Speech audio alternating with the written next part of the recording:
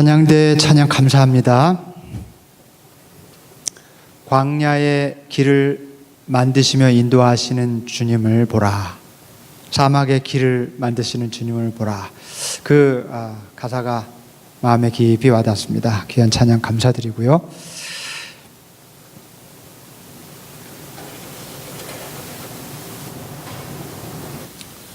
자, 오늘 요한복음 강의 4번째 시간입니다.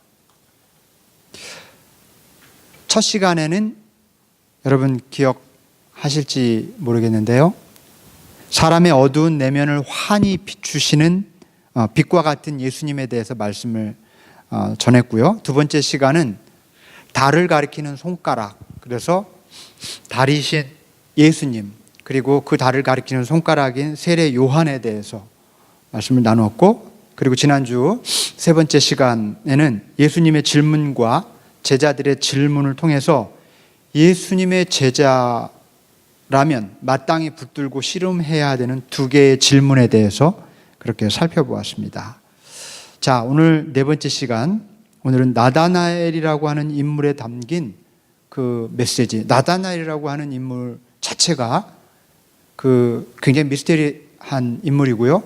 또 그 인물 자체를 곰곰이 묵상하면 그 안에 귀한 메시지가 담겨 있는데, 오늘은 그 말씀을 좀 나누려고 합니다. 그렇게 해서 요한복음 1장이 굉장히 긴데요, 오늘 말씀을 끝으로 요한복음 1장을 마무리하려고 합니다. 지난주 본문 말씀도 그랬던 것처럼 예수님이 제자를 부르셨어요. 베드로와 안드레를 부르시죠. 거기에 이어서 오늘의 주인공은, 오늘도 베드로와 안드레를 제자를 부르시는데, 베드로와 안드레에 이어서 등장하는 주인공은 빌립과 나다나엘이라고 하는 사람입니다. 특이한 점은 유명한 빌립이 아닌 나다나엘에게 포커스가 맞춰져 있다는 점입니다. 여러분도 빌립은 많이 들어보셨을 거예요. 나다나엘은 여기 한 군데 외에는 별로 찾아볼 수가 없는 사람입니다. 자, 빌립은 우리가 잘 아는 것처럼 이디오피아의 고위 관료, 넷이라고 그러죠. 이디오피아의 넷이라고 표현되어 있는데 고위 관료입니다.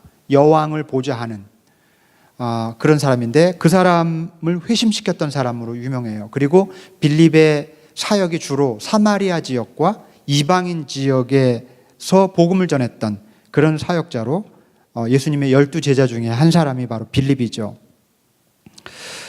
그렇지만 나다나엘은 이 12제자 그룹에 속하지 않은 사람이에요.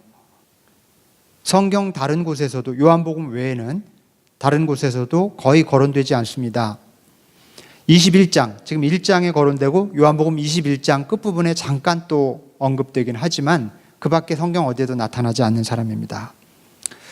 9세기 무렵에 교회는 이 나다나엘이라고 하는 인물이 예수님의 12제자 중에 하나인 바돌로메의 다른 이름이 아닐까. 바돌로메 들어보셨죠? 역시 바돌로메도 널리 알려진 사람은 아닙니다. 그런데 이 바돌로메의 다른 이름이 아닐까 조심스럽게 짐작을 했습니다. 그리고 나서 이후부터 교회는 그냥 나다나엘을 바돌로메와 동일 인물로 그렇게 여기게 되었어요. 그래서 그냥 큰 의심 없이 바돌로메는 나다나엘 이렇게 많이들 생각했습니다. 그러나 최근 들어서 성서학계는 이 사람이 바돌로메가 아니라 경건한 사람을 뜻하는 아주 상징적인 인물일 가능성이 높다고 그렇게 거의 결론을 내렸습니다. 경건한 인물이라고 하는 뜻의 상징적인 인물. 실제로 요한복음은 메시지를 전하기 위해서 상징을 굉장히 풍부하게 사용을 해요. 너무나 많은 곳에 일반 다른 공관복음서에 없는 그런 스토리들이 소개되는데 상징으로 등장하는 것들이 굉장히 많습니다.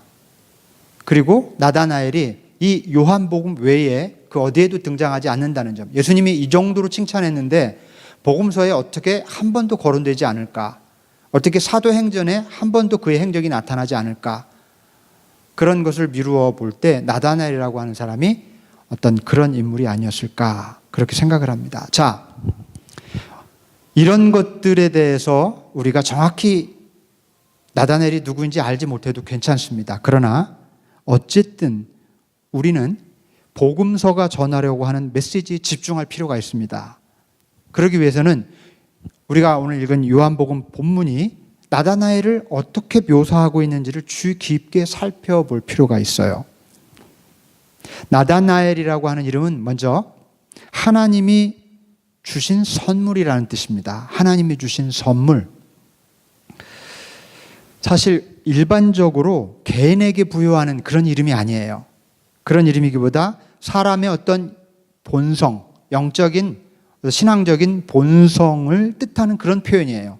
나다나엘이라고 하는 말 자체가 하나님이 주신 선물이라는 뜻입니다. 사실 우리 가운데 하나님이 주신 선물이 아닌 사람이 있을까요? 하나님이 주신 생명이 아닌 생명이 있나요? 우리 모두가 다 하나님이 주신 생명이고 하나님의 선물이에요. 다시 말해서 우리 모두가 나다나엘인 셈입니다.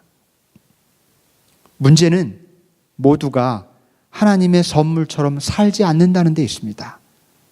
다시 말해서 우리는 모두가 나다나엘인데 나다나엘처럼 살지 않는다는 것이 문제라는 것이죠. 여기에 오늘 말씀의 출발점이 있습니다. 그렇다면 우리는 어떻게 하나님이 주신 선물처럼 살 수 있을까요? 다시 말해서 어떻게 이름 그대로 나다나엘로 살 수 있을까? 이게 질문입니다. 그것은 이어지는 말씀을 살펴보면 그 해답을 찾을 수 있을 것입니다. 나다나엘은 예수님께 이례적으로 칭찬을 들은 사람입니다. 아마 예수님의 12제자들 가운데 나다나엘만큼 큰 칭찬을 들은 사람도 별로 없을 거예요. 베드로가 큰 칭찬을 들었죠. 주님께 고백을 한 다음에. 그렇지만 곧바로 이어서 사단아 내 뒤로 물러가라 하고 또 책망을 받기도 하죠.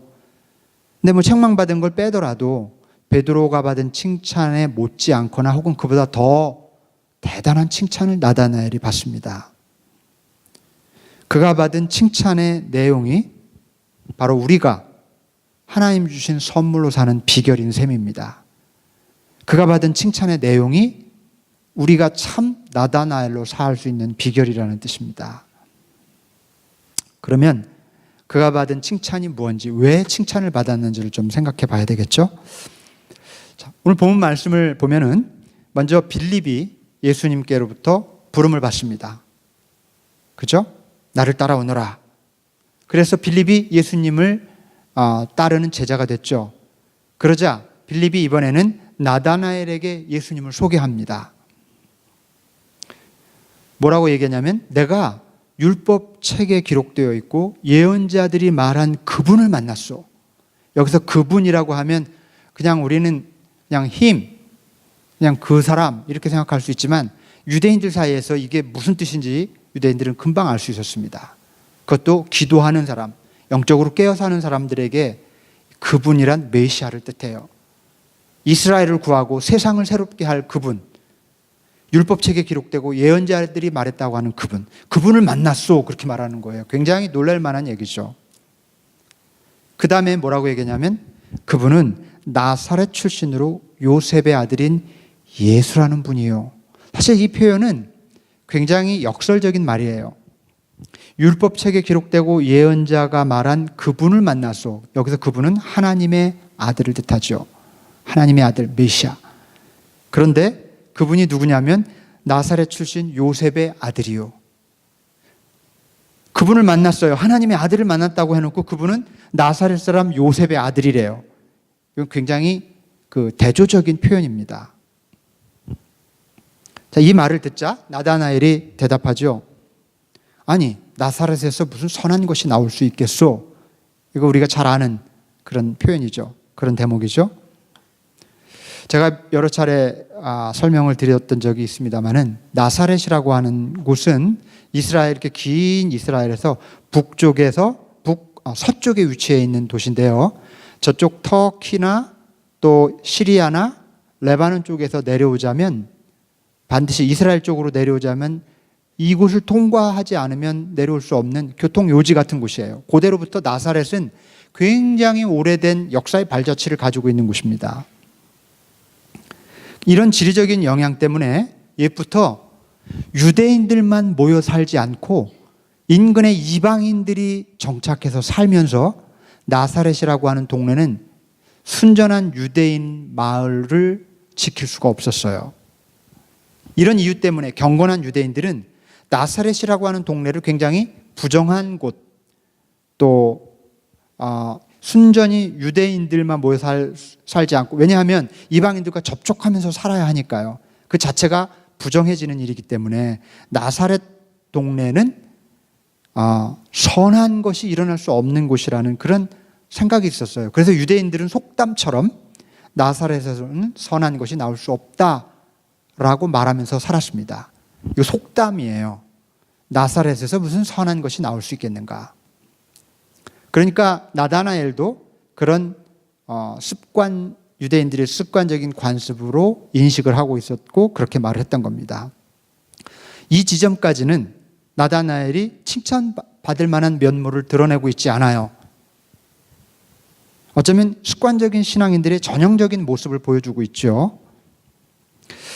거룩하고 속된 것, 그리고 경건하고 경건하지 않은 것을 구별하는 자세가 바로 그런 건데요. 여러분, 우리의 신앙이 습관화되고 또 형식적이 되면 늘 나타나는 현상이 있어요. 그게 뭔지 아십니까? 신앙이 살아있고 실제적으로 정말 참된 신앙을 유지하지 못할 때 나타나는 현상, 그것은 거룩한 것과 속된 것을 막 함부로 나누고 경건한 것과 경건하지 않은 것을 뚜렷하게 가르고 하는 그런 현상들이에요. 그리고 교리적으로 나는 항상 옳고 너는 그르다고 판단하는 경향들을 나타내 보여줍니다. 그렇게 되면 틀림없이 신앙이 뭔가 습관화되고 형식화되었다는 증거입니다. 나다나엘의 첫 모습은 이렇게 습관적인 신앙 일반의 모습을 보여주고 있어요. 그래서 나다나엘이 칭찬받기 전의 모습은 어쩌면 우리 많은 신앙인들이 저지를 수 있는 오류의 모습, 좀 잘못된 일반적인 모습들을 또 그렇게 보여주고 있기도 한 것입니다. 그렇지만은 와서 보라고 하는 빌립의 말을 듣고 예수님과 첫 만남을 가진 순간부터 나다나엘의 진면목이 드러나기 시작합니다. 여러분, 언제나 주님과의 참 만남은 이렇듯 우리들의 참모습과 진면목이 드러나게 해줍니다.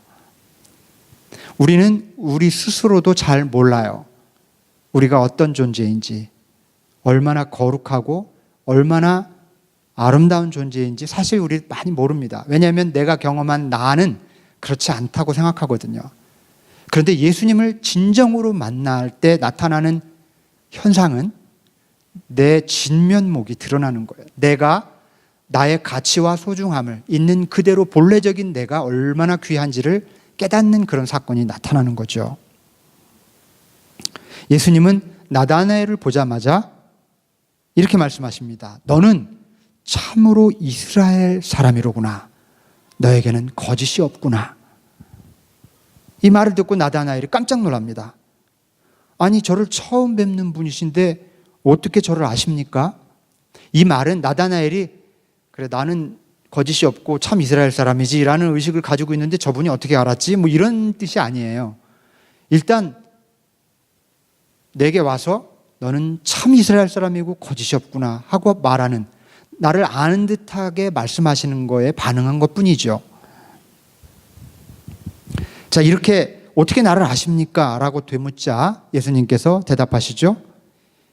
빌립이 너를 부르기 전에 내가 무화과나무 아래 서 있는 너를 미리 보았다.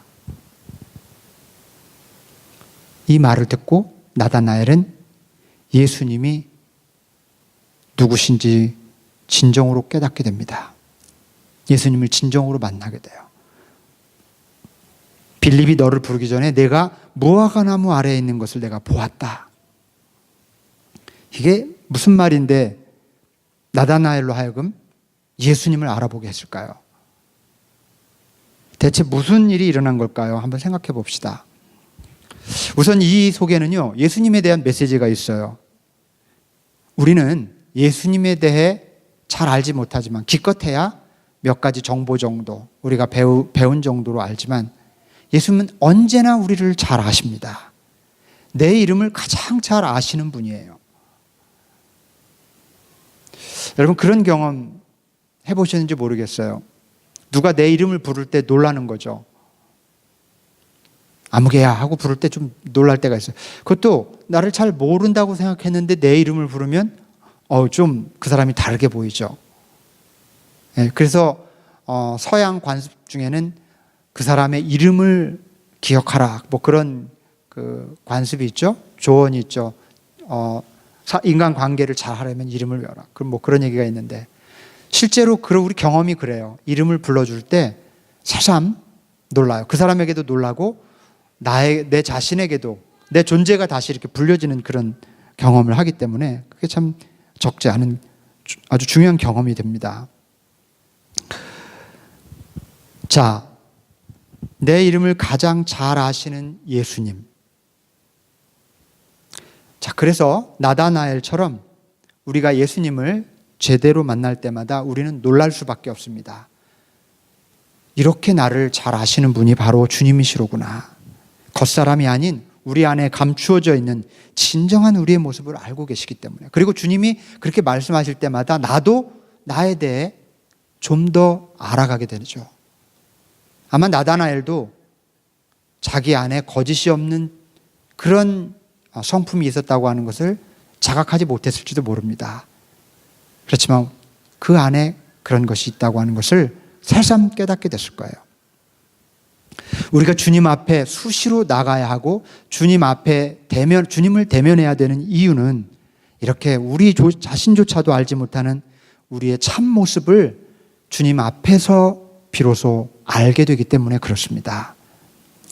그것은 나를 우쭐하게 만드는 것이 아니라 내 안에 이렇게 정말 참된 주님이 주신 참 존재가 있었지 하고 깨달으면서 그 존재로 살아갈 수 있도록 격려해 주기 때문에 그렇습니다. 자, 그런데 예수님이 나다나엘을 참 이스라엘 사람이고 거짓이 없는 사람이라고 칭찬하신 것은 무화과 나무 아래에 있었다는 게 그 이유였어요. 이게 무슨 뜻일까요? 무화과 나무 아래. 무화과 나무 아래. 당시 유대 사회에는 어떤 면에서 우리 시대와 다를 바 없는 시대였습니다. 당시 사회는. 정치적인 혼란 시기였어요. 여러분, 어때요? 우리가 살아가는 이 시기가 정치적으로 안정적입니까? 그렇지 않죠. 굉장히 혼란스럽고 너무너무 복잡합니다. 그 당시 경제적으로 너무 어려웠어요. 빈익빈 부익부. 정말 가진 사람들은 어마어마하게 많이 갖고 못 가진 사람들은 정말 먹을 것조차 없이 아주 빈공했던 그런 경제적인 어려움이 있었어요. 문화는 다른데 사회 구조의 어떤 양상은 굉장히 동일했습니다. 소수의 권력자들이 세상을 쥐락펴락하는 그런 시대였고요. 그리고 종교와 신앙은 타락해 있었습니다. 극도로 타락해 있었어요. 예수님 시절에. 어떻습니까? 우리 시대. 우리가 신앙을 가지고 살아가기 때문에 그냥 조금 둔감할 수 있을지 모르지만 정말 위기예요. 우리 이 시기가. 그런데요, 대부분의 사람들이 이런 세상을 바라보면서 그냥 그렇구나 하고 생각은 하지만 그렇게 커다란 고민은 하지 않는 것 같아요. 그 시대의 가치관을 따라서 오히려 그 속에서 어떻게 하면 적응할까, 어떻게 하면 생존할까 하는 방식으로 살고자 합니다. 하지만 몇몇 사람들은 깨어서 이 잘못된 세상, 무언가 잘못 돌아가고 있는 이 세상을 바라보며 순응하지 않습니다. 그러면서 새로운 삶과 새로운 세상을 꿈꾸는 이들이 있었습니다. 하나님 나라를 기다리는 사람들이에요. 그들은 무화과 나무 아래로 가서 메시아가 오기를 기도했습니다. 바로 이 대목이 중요해요. 그 당시에 로마 제국 하에 살아가는 그 유대 사회에서의 삶이 막막하고 경제적으로 정치적으로 부조리하고 왜곡되고 정말 이것은 올바른 삶이 아니다 라고 하는 문제의식을 가진 사람들이 가서 깨어 기도하던 장소가 무화과 나무 아래였어요. 왜 그러냐면 고대의 예언자들은, 유대 예언자들은 언젠가 때가 되면 메시아가 세상에 오실 것인데 제일 먼저 무화과 나무 아래로 가셔서 거기서 기도하는 이들을 만날 것이다 라고 예언을 했습니다. 그래서 불의한 세상과 타락한 종교에 대한 문제의식을 가지고 있었던 사람들, 그래서 하나님이 다스리는 참되고 거룩한 세상을 꿈꾸는 깨어있는 이들은 수시로 무화과 나무 아래 나아가 기도했습니다. 그래서 무화과 나무 아래에 있다고 하는 것은 예수님이 딱 보시기에 메시아를 기다리는 사람, 평범하게 그냥 세상에 적응하며 순응하며 살아가는 사람이 아니라 새로운 세상이 도래하기를 꿈꾸는 사람, 그런 사람임을 단번에 알아볼 수밖에 없었던 거죠. 나다나엘은 바로 그런 소수의 사람 중에 한 사람이었습니다. 자, 그렇다면 예수님이 무화과 나무 아래에 있던 나다나엘을 칭찬하셨다는 것의 의미가 분명해지겠죠.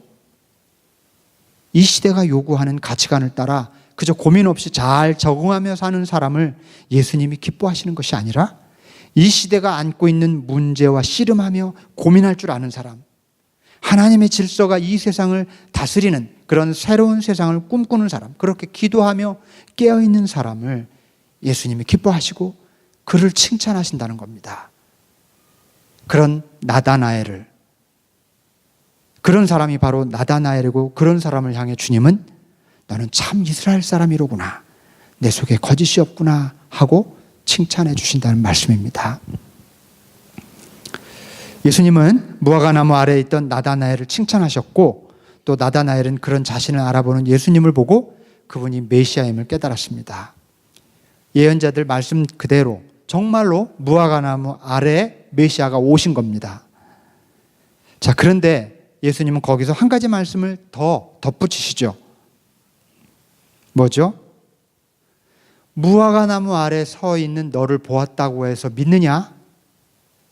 이것보다 더 큰 일을 보게 될 것이다 라고 말씀하셨어요. 메시아를 만난 것보다 더 큰 일을 보게 될 거래요. 메시아를 만난 것보다 더 큰 일이 뭘까요? 오늘 말씀의 마지막 부분입니다. 메시아를 만난 것보다 더 큰 일? 와, 그런 일이 있을까?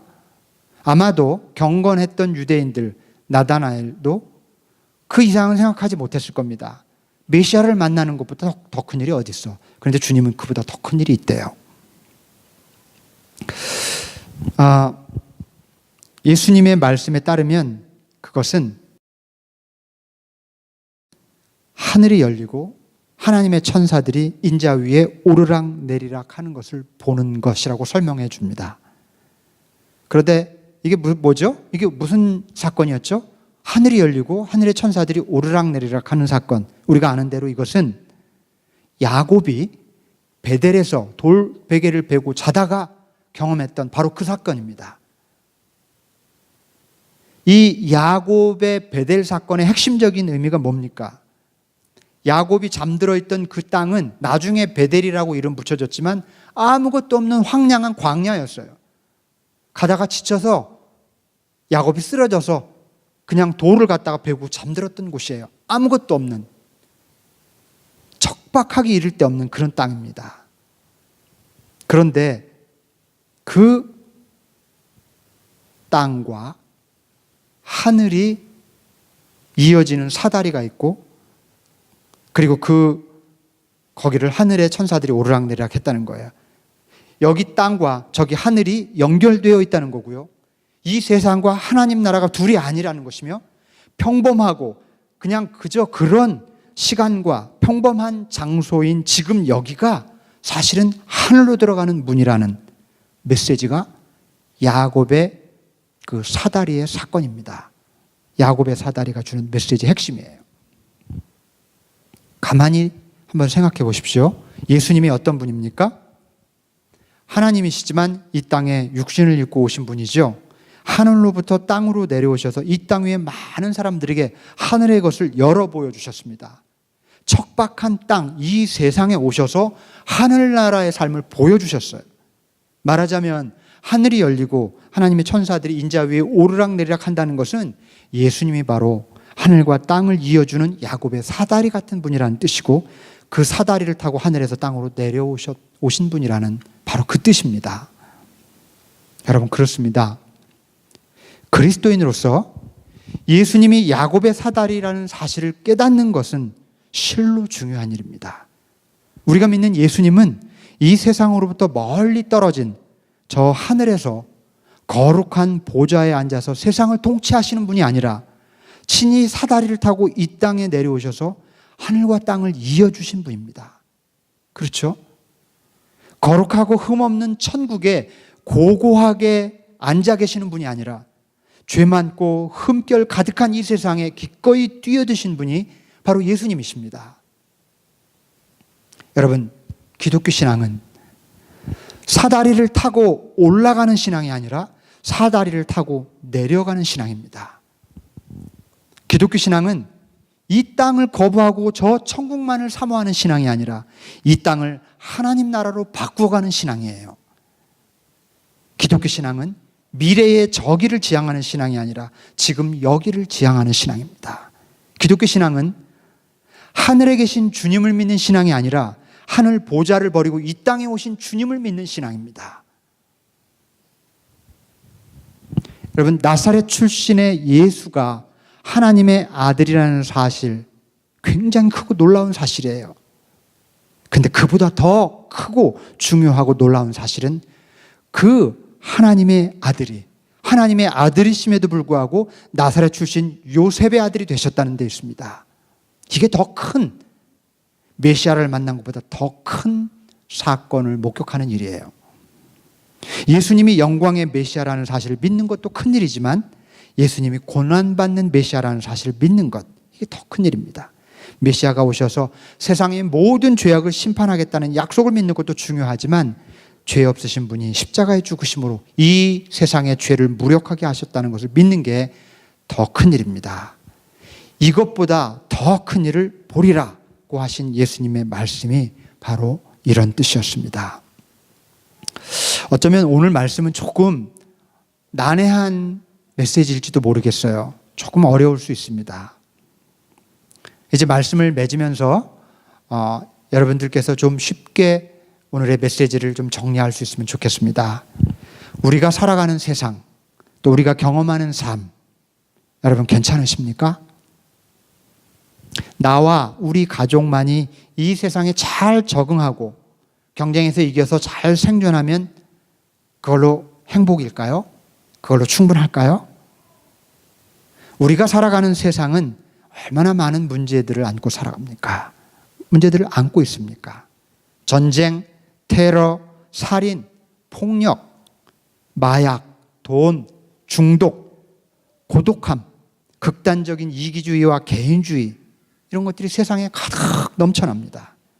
오만한 권력자들과 통치자들이 우리 삶을 늘 위협하고 있지 않습니까? 타락한 종교는 우리 신앙을 자꾸만 변질시키려고 합니다. 만약 우리가 참 그리스도인이라면 나다나엘처럼 하나님이 다스리시는 새로운 세상을 기다리며 무화과 나무 아래로 나아가서 기도할 수 있어야 하겠습니다.